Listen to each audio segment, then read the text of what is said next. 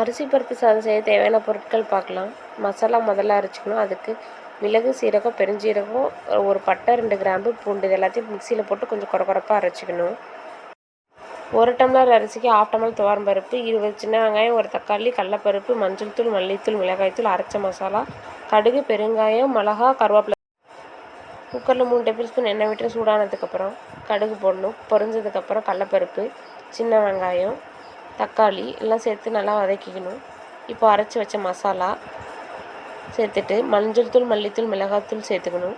சேர்த்துட்டு நல்லா வதங்கினதுக்கப்புறம் 3 டம்ளர் தண்ணி ஊற்றிக்கணும்.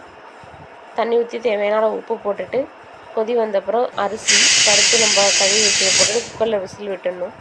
இப்போது விசில் வந்ததுக்கப்புறம் ஓப்பன் பண்ணி பார்த்தா நமக்கு தேவையான அரிசி பருப்பு சாதம் ரெடி ஆயிடுச்சு. நல்லா சுவையாக இருக்கும்.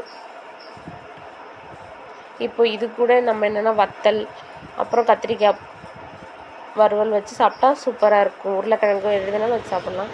நான் கத்திரிக்காய் வச்சுருக்கேன்.